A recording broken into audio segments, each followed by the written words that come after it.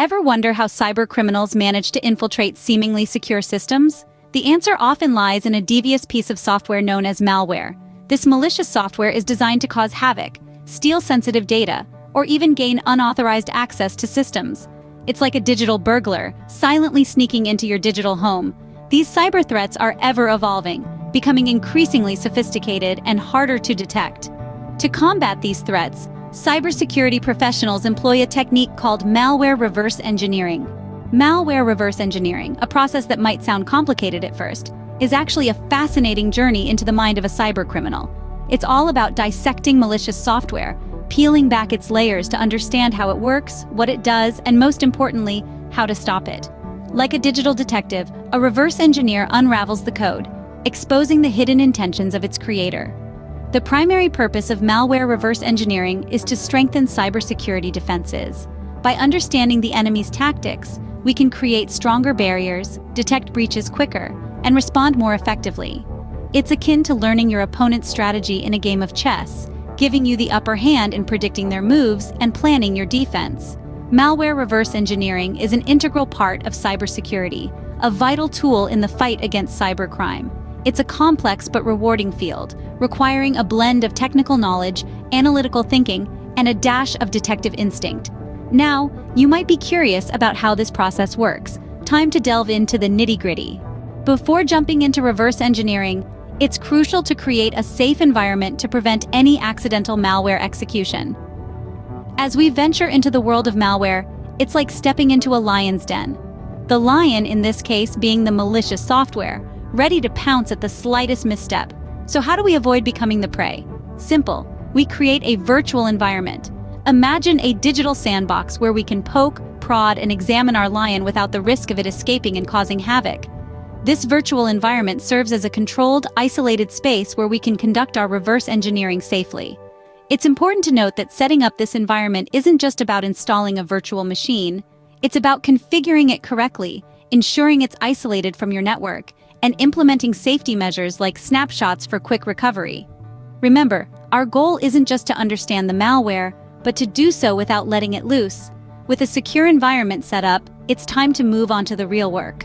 Disassembling and debugging, the twin pillars of malware reverse engineering, allow us to unravel the mystery of malicious code.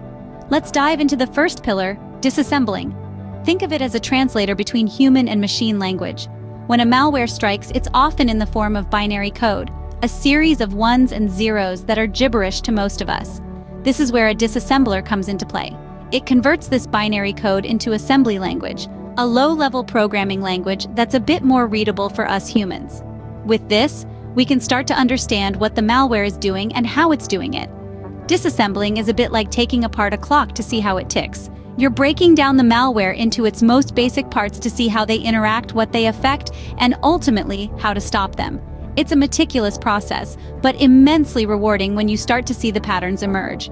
Now, on to the second pillar, debugging.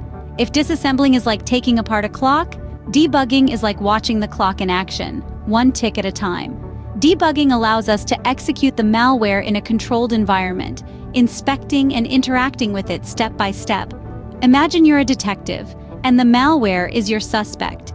Debugging is your interrogation. You're asking the malware, what are you doing? Why are you doing it? What's your next move? And the best part? The malware has to answer. It's through debugging that we can see the malware's tactics and strategies, its strengths and weaknesses.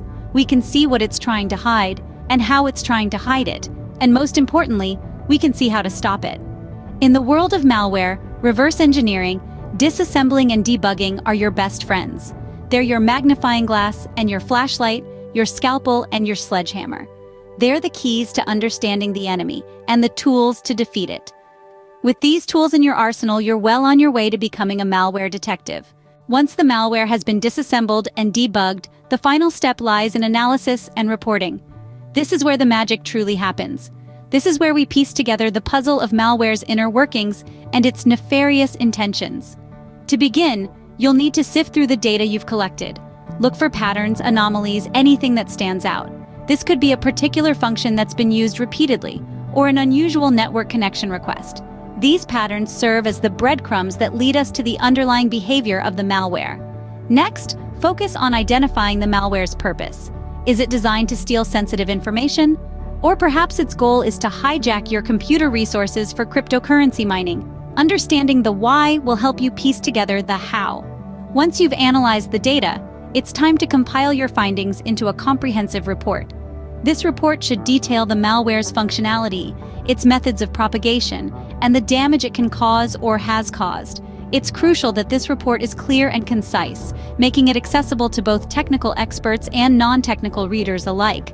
Remember, your report isn't just a static document, it's a tool for communication, a beacon of knowledge that illuminates the path for future cybersecurity measures. And there you have it, the complex world of malware reverse engineering demystified.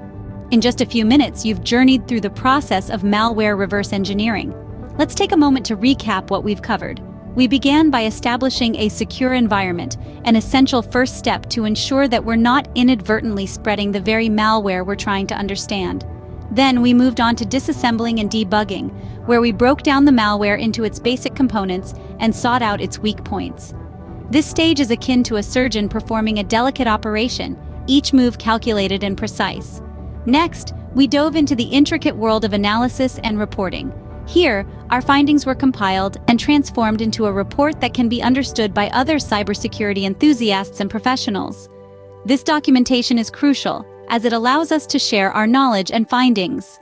Remember, in the battle against cyber threats, knowledge is your greatest weapon. Stay curious, stay vigilant.